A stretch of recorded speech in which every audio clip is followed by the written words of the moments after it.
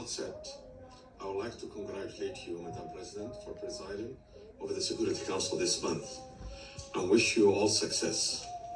I also want to thank Ambassador Katrina Elan, Special Representative of the Secretary General, and Ambassador Mohammed Al-Amin Al-Swaif, Special Representative of the Chairperson of African Union, for their briefings.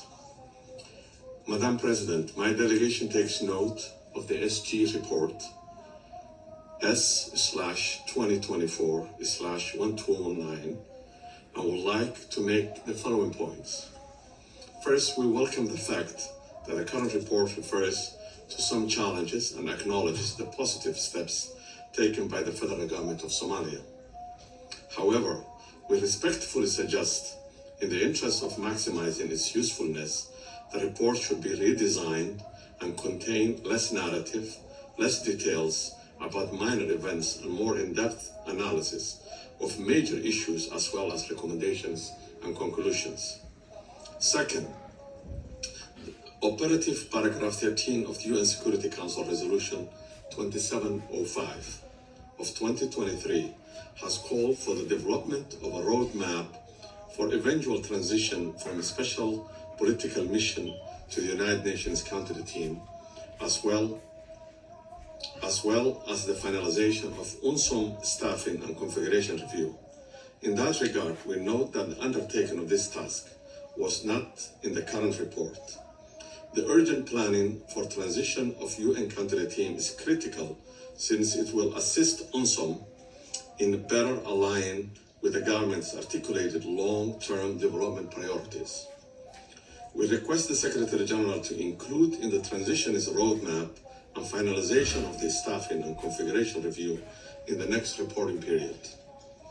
Madam President, as you're aware, on January 1st of 2024, the Prime Minister of Ethiopia made the announcement to annex part of Somalia in order to establish a military base, and the decisions subsequently recognized the independence of a separatist group in northwestern region of Somalia.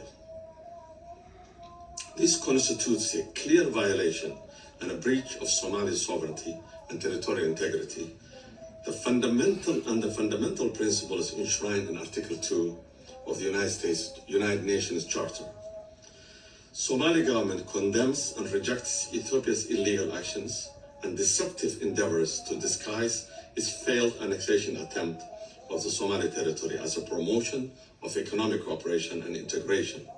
Somali government warns that such actions not only adversely impact regional stability, but also constitute a dangerous precedent to the international system of sovereignty and free and independent states for all countries, and erodes the credibility of rules-based systems. We have witnessed throughout the history how annexation has been a catalyst for regional tensions and protracted conflicts with devastating humanitarian consequences. Ethiopia's establishment in military base in Somalia amounted to declaration of war against Somalia and its people. Moreover, these actions have revived the violent extremist group Al-Shabaab and can reverse our hard-earned gains in Somalia in the last 3 decades. By unilaterally altering borders and territorial integrity of Somalia, Ethiopian government is fueling a cycle of distrust and hostility between Somali and Ethiopian people. Furthermore, the effect of such actions can have a serious destabilization effect given the complex ethnic makeup of the countries in the Horn of Africa. Consequently, such actions will certainly inspire the rise of ethnic separatist groups in the Horn of Africa, particularly in countries where there are constitutional provisions in the path to succession, namely in the case of Ethiopia. In addition to the immediate regional ramifications, the rebel effects of Ethiopia's actions can extend far beyond our borders of Somalia and Ethiopia. These actions can weaken the region, disrupt global trade and commerce, and potentially create an influx of refugees that strain the resources and the capacities of the neighboring countries. The reverberation of such violations will be felt across the international community and they have the potential to undermine the stability and the security of the world. Madam President, African Union plays a role in preserving the borders of African countries and prevent conflict that could potentially threaten the stability and sovereignty of African nations.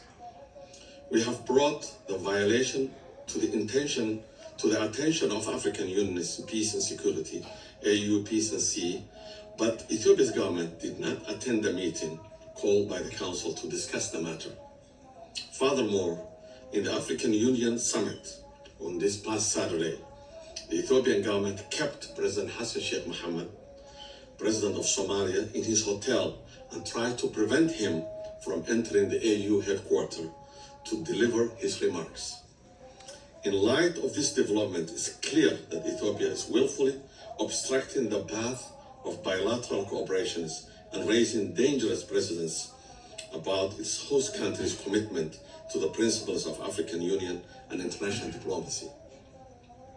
It appears that African Union's image has been seriously tarnished by such actions, and it's been held hostage to a host government led by Nobel Peace Laureate who has become an international law habitual violator. Ultimately, the credibility of the United Nations and African Union and the stability of Somalia are deeply intertwined, and the aforementioned violations poses a direct threat to all. We express our view that African Union should have been more proactive, vocal about what's clear intent of blatant aggression against the unity and the territorial integrity of Somalia by Ethiopia. Given the gravity of the situation and serious regional and international repercussions, it's incumbent upon the United Nations and African Union to ensure that they remain true to their mission of conflict prevention and maintenance of international peace and security. In conclusion, we want to thank the United Nations and African Union for their unwavering commitment and support for preserving Somalia's sovereignty, unity, territorial integrity, and political independence. It's imperative that Ethiopia abandons its expansionist ambitions in Somalia and strictly adhere to the fundamental norms of good neighborliness and principles of international law, the Charter of the United Nations and the Charter of the African Union. My President Hassan Sheikh Mohamud, has stated in many instances that we are committed, quote unquote, Somalia that's in peace with the world, which includes our neighboring countries, while Somali government affirms its keenness to exercise the highest level of self-restraint. It reserves its full inherent right of self-defense to respond to threats stemming from violations on its territorial integrity and unity in accordance with the provisions of international law. I thank you. I thank the representative.